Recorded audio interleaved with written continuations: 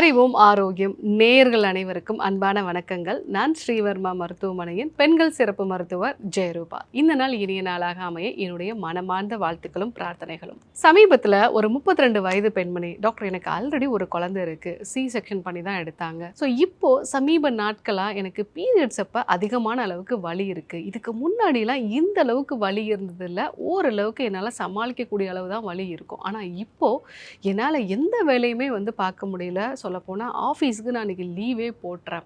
So மாதத்தில் இந்த 4 நாட்கள் அப்படிங்கிறது எனக்கு ரொம்பவே ஒரு சோர்வு கொடுக்கக்கூடிய, பயத்தை கொடுக்கக்கூடிய ஒரு விஷயமா இருக்குது. பீரியட்ஸ் வரக்கூடிய நாட்கள் அப்படின்னு சொன்னாலே நான் முக்கியமான விஷயங்கள் ஏதாவது இருந்ததுன்னா நான் தள்ளி போட்டுறேன், இல்லை அவாய்ட் பண்ணிடுறேன்.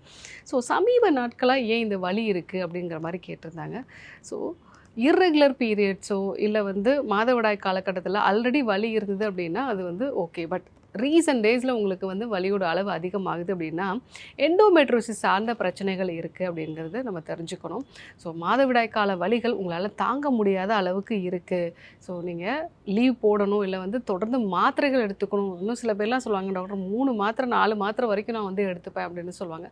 ஸோ அந்த அளவுக்கு பாதிப்பு இருக்குது அப்படின்னா உங்கள் அடி வயிற்றை ஒரு ஸ்கேன் பரிசோதனை பண்ணி பாருங்கள். எண்டோமெட்ரோசிஸ் மாதிரியான பிரச்சனைகள் இருக்கிறதுக்கு வாய்ப்பு இருக்குது. ஸோ இந்த மாதிரி எண்டோமெட்ரோசிஸ் பிரச்சனை இருந்ததுன்னா கருத்தரிக்கிறதுலையும் சிரமம் இருக்கும். ஸோ இந்த எண்டோமெட்ரோசிஸ் அப்படிங்கிறது என்ன? நம்ம கர்ப்பப்பைக்கு உள்ளே இருக்க வேண்டிய எண்டோமெட்ரியம், இது கர்ப்பப்பை தாண்டி கருக்குழாயிலையோ இல்லை சினைப்பையை சுற்றியோ இருக்கிறது தான் நம்ம எண்டோமெட்ரியோசிஸ் அப்படின்னு நம்ம சொல்கிறோம். ஸோ இது ஏன் உருவாகுது அப்படின்னா நம்ம உடம்புல ஈஸ்ட்ரோஜன்கிற ஒரு ஹார்மோனோட ஆதிக்கம் அதிகமாகிறதுனால தான் இது உருவாகுது. இதை சரி செய்கிறதுக்கு என்னென்ன விஷயங்கள்லாம் ஃபாலோ பண்ணணும்? முதல்ல உங்கள் உடம்புல இன்ஃப்ளமேஷனை குறைக்கிறதுக்கான உணவு முறைகளை நம்ம ஃபாலோ பண்ணணும். பால், மைதா, சர்க்கரை இந்த மாதிரியான உணவுப் பொருட்கள் உங்கள் பாடியில் இன்ஃப்ளமேஷனை அதிகப்படுத்தலாம். அதெல்லாம் குறைச்சிட்டு நிறைய கீரை, காய்கறிகள், பழங்கள், மஞ்சள், சீரகம், வெந்தயம் இந்த மாதிரியான ஸ்பைசஸ், இந்த மாதிரியான ஒரு உணவு முறையை நம்ம ஃபாலோ பண்ணோம் அப்படின்னா உங்களோட பாடியில் இன்ஃப்ளமேஷன் குறையிறதுனால அந்த மாதாந்திரம் உண்டாகக்கூடிய வலியோட அளவு குறைய ஆரம்பிக்கும். ரெண்டாவது, ஒமேகா 3 அதிகமாக இருக்கக்கூடிய உணவுப் பொருட்கள் எடுத்துக்கோங்க. நட்ஸ் வகைகள் நம்ம எடுத்துக்கலாம். அதே மாதிரி மீன் வகைகள், ஆழ்கடலில் கிடைக்கக்கூடிய சின்ன சின்ன மீன்கள். ஸோ இந்த மாதிரி நம்ம எடுத்துக்கும் பொழுது ஒமேகா 3 ஃபேட்டி ஆசிட்ஸ் நமக்கு கிடைக்கும்.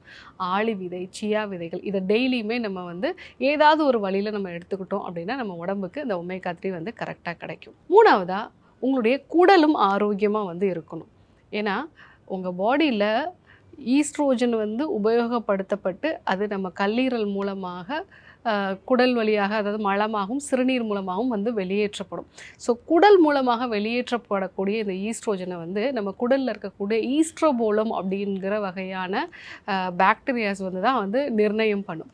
ஸோ இதனோட அளவு அதிகமாக இருக்குது. ஸோ அதிகப்படியான ஈஸ்ட்ரோஜன் நம்ம உடல் மூலமாக வெளியேற்றப்பட்டும் மீண்டும் நம்மளுடைய கல்லீரலுக்கே வருது அப்படின்னா தேவைக்கும் அதிகமான அளவுக்கு ஈஸ்ட்ரோஜன் உங்கள் உடம்புல இருக்கும். அதனால் ஆட்டோமேட்டிக்காக ப்ரொஜெஸ்ட்ரானோட அளவு கம்மியாயிடும்.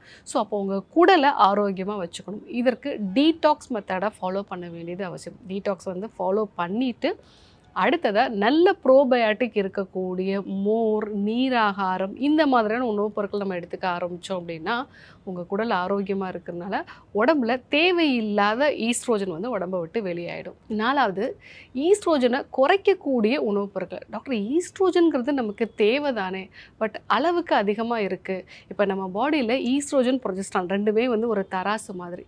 ஈஸ்ட்ரோஜனோட அளவு அதிகமாகுதுன்னா ஆட்டோமேட்டிக்காக ப்ரொஜெஸ்ட்ரான் குறைய ஆரம்பிக்கும். இன்னும் சில நபர்களுக்கு ஈஸ்ட்ரோஜன் நார்மலாக தான் இருக்கும், ஆனால் ப்ரொஜெஸ்ட்ரானோட அளவு கம்மியாக இருக்கிறதுனால ஈஸ்ட்ரோஜனோட செயல்பாடுகள் எல்லாத்தையுமே கட்டுப்படுத்துறது இந்த ப்ரொஜெஸ்ட்ரான் தான். ஸோ இதனோட அளவு கம்மியாக இருக்கும் பொழுதும் உங்களுக்கு இந்த பாதிப்புகள் வரலாம். ஸோ அப்போது இந்த ஈஸ்ட்ரோஜனை முறைப்படுத்தக்கூடிய உணவுப் பொருட்கள்னு பார்த்தீங்கன்னா க்ரூசிஃபரஸ் வெஜிடபிள்ஸ் நம்ம சொல்லுவோம். அதாவது முள்ளங்கி, கேபேஜ்னு சொல்லக்கூடிய முட்டைக்கோசு, ப்ரொக்கோலி இந்த வகையான உணவுப் பொருட்கள் நம்ம எடுத்துக்கலாம். நிறைய பேர் சொல்கிறது, டாக்டர் எனக்கு தைராய்டு இருக்குது, பிசிஓஎஸ் இருக்குது, எண்டோமெட்ரியோசிஸும் இருக்குது, தைராய்டு இருந்தால் நம்ம கேபேஜ்லாம் எடுக்க முடியாது, முட்டைக்கோஸ்லாம் எடுக்க முடியாதுன்னு சொல்கிறாங்களே அப்படின்னா, முட்டைக்கோஸை நீங்கள் பச்சையாக எடுத்துக்கிட்டிங்கன்னா தான் உங்களுக்கு பாதிப்பை உண்டு பண்ணும். ஸோ அதுதான் காய்ட்ரோஜெனிக் அப்படின்னு நம்ம சொல்லுவோம். ஸோ அதனால் நீங்கள் முட்டைக்கோஸை வேக வச்சு வாரத்தில் 2 நாள் வந்து எடுக்கிறதுல உங்களுடைய தைராய்டில் எந்த விதமான பாதிப்புகளும் வராது. தாராளமாக எடுத்துக்கலாம். இன்னும் சொல்லப்போனால் நிறைய தைராய்டு இன்றைய காலகட்டத்தில் ஈஸ்ட்ரோஜன் டாமினன்ஸ் அப்படிங்கிற ஒரு கண்டிஷனால தான் வருது. அவங்க எல்லாருமே தாராளமாக இந்த ப்ரொக்கோலி, முள்ளங்கி இதே மாதிரி வந்து முட்டைக்கோஸ் வகையான காய்கறிகளை தாராளமாக வந்து எடுத்துக்கலாம். 5வதா மஞ்சள்.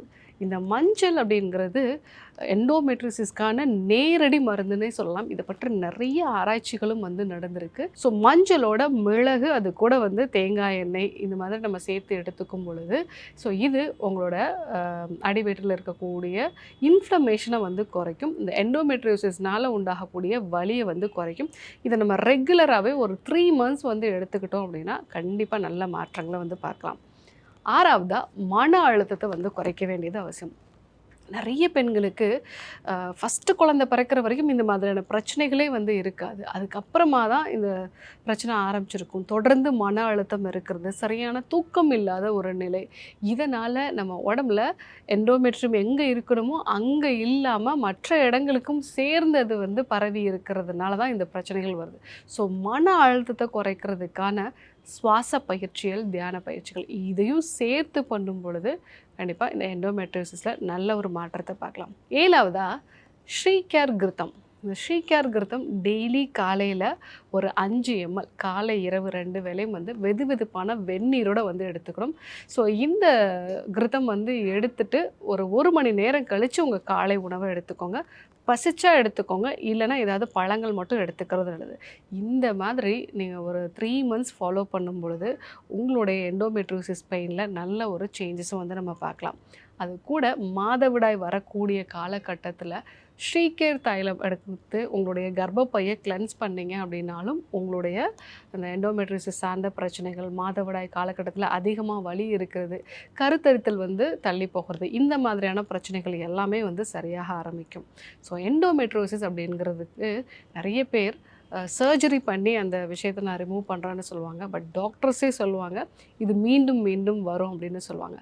இதை நிரந்தரமாக சரி செய்யணும் அப்படின்னா நான் சொன்ன மாதிரி இன்ஃப்ளமேஷனை குறைக்கக்கூடிய உணவுப் பொருட்கள், ஒமேகா 3 அதிகமாக இருக்கக்கூடிய உணவுப் பொருட்கள் எடுத்துக்கிறதும், ஈஸ்ட்ரோஜன் ஹார்மோனை பேலன்ஸ்டாக வைக்கிறதுக்கான காய்கறிகள், ஈஸ்ட்ரோஜனை உடம்பை விட்டு வெளியேற்றுறதுக்கு மாதிரியான ப்ரோபயோட்டிக் இருக்கக்கூடிய உணவுப் பொருட்கள், மன அழுத்தத்தை வந்து குறைக்கிறது. இது கூட ஸ்ரீகேர் வகையான மருந்துகளும் எடுத்துக்கணும். யோக பயிற்சிகளில் பத்த கோணாசனம், பாலாசனம் இந்த மாதிரியான ஆசன பயிற்சிகளையும் சேர்த்து பண்ணும்பொழுது கண்டிப்பாக நல்ல ஒரு மாற்றத்தை நம்ம வந்து பார்க்கலாம். ஸோ இன்றைக்கி மாதவிடாய் கால வலிகள் எண்டோமெட்ரியோசிஸ்னால கூட இருக்கலாம் அப்படிங்கிறத நம்ம தெரிஞ்சுக்கிட்டோம். அதற்காக அறிவியல் பூர்வமாக நிரூபிக்கப்பட்ட 7 விதமான சிகிச்சை முறைகளை பற்றி நம்ம பார்த்தோம். கண்டிப்பாக ஃபாலோ பண்ணி பாருங்கள். யாருக்கெல்லாம் இந்த விஷயம் தேவைப்படுமோ அவங்களுக்கும் இதை சொல்லுங்கள். இதே போன்று ஒரு அற்புதமான தகவலோடு உங்களை சந்திக்கிறேன். நன்றி, வணக்கம்.